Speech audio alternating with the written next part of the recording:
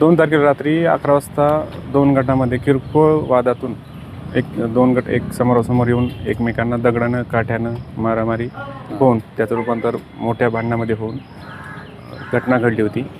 त्याच्यामध्ये आपण काल दिनांक 3/8/2026 रोजी गुन्हा दाखल करून 45 आरोपी वर आपण गुन्हा दाखल केलेला आहे आणि पुढील आपण काय कारवाई करत आहोत. काय ही राजकीय याच्यातून होत आहे. आमच्या गावातले विरोधी गटाची माणसं त्यांनी मुद्दाम म्हणून जाणून बुजून काल ही असा प्रकार केलेला आहे आणि यामध्ये फक्त राजकारण आणतात.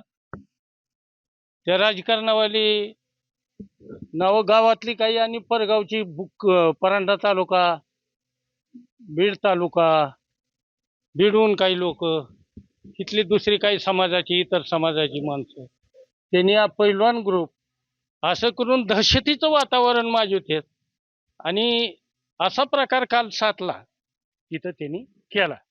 यामध्ये विक्की चव्हाण नंबर 1 गुंड, 2 नंबर अक्षय चव्हाण, ही पैलवान कंपनीचे संपर्क आहे ह्यांचा आणि ही लोक त्यांना साथ देणारे शुभम शिंदे, प्रशांत शिंदे साकत, अनिकेत उकरडे, ऋषिकेश जाधव, स्वप्नील कोकाटे पारगाव, निखिल काळे, गणेश जगदाळे परांडा, कृष्णा कदम माळी तेरखेडा आणि स्वप्नील पौळ, ही सगळी गुंडगिरी माणसं.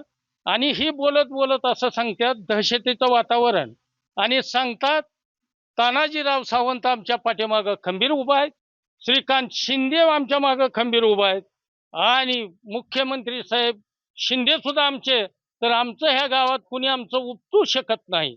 आम्ही म्हणताल तेच, कुणी राजकारण करायचं नाही, गप्प बसायचं, म्हणजे लोकशाहीला तडा देणारी माणसं आहेत.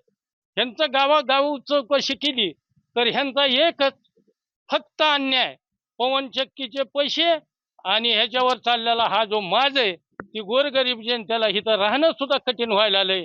आता कालच्या ह्या प्रकाराहून जनतेला सगळं माहित आहे. हे आमच्या गाड्या विनाकारण फोडल्यात इथल्या, फक्त ही खामकर कॉम्प्लेक्स म्हणून, दुसरं काही कारण नाही. आणि ही अतिरेक असं नेहमीच करते. ह्याच्या मागे ह्यांच्यावर 20-20 केसेस आहेत, तरी शासन यांना अटक करीत नाही आणि त्या जोरावर ही म्हणतात सगळी आमच्या मागे आहे, आमचं काहीच होऊ शकत नाही, ह्या गमांडीत ही वाटते.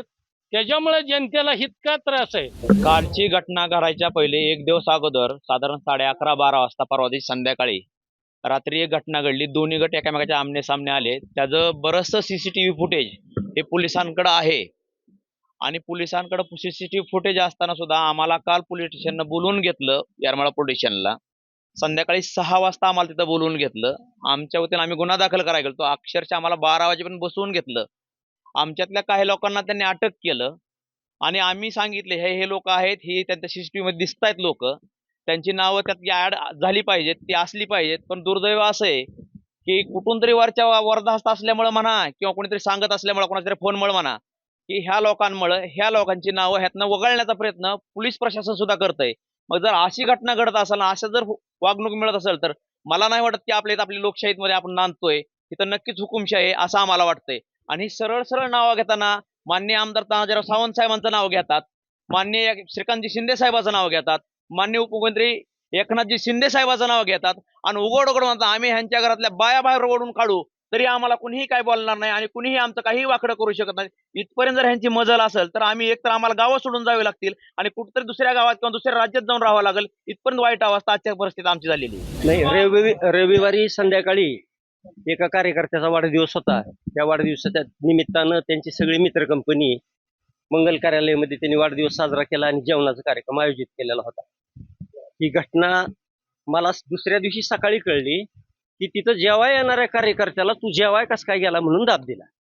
मग ही कुणी कुणाचा वाढदिवस किती मोठ्या प्रमाणात करतंय, आम्ही कुणी कुणाच्यात इंटरफेअर करीत नाही, परंतु इथं जर एखादा कार्यकर्ता आला तर त्याला जर तुम्ही दाब द्यायची भूमिका असेल तर आमच्यातल्या काय तरुणाचं बी रक्त खवळलं असेल की आपण विचारायला जाऊ म्हणले त्याला.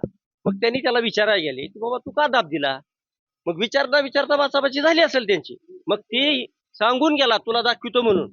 आणि पुन्हा त्यांनी ही सगळी कंपनी गोळा केली आणि मॉब जमवून हिथं आली. मॉब जमून त्या दिवशी संध्याकाळी भांडणं केली त्यांनी.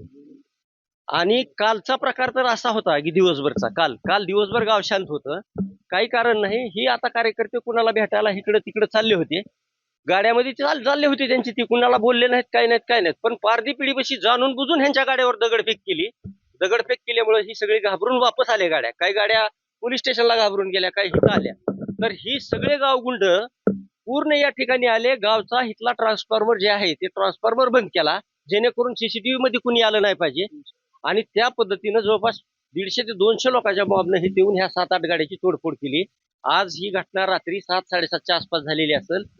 सगळं रात्री DYSPचं झालं, API सगळे येऊन गेलेत. आतापर्यंत ह्या घटनेचा कुठलाही गुन्हा दाखल झालेला नाही आणि ह्या घटनेतले कुठले अजून आरोपी अटक नाही.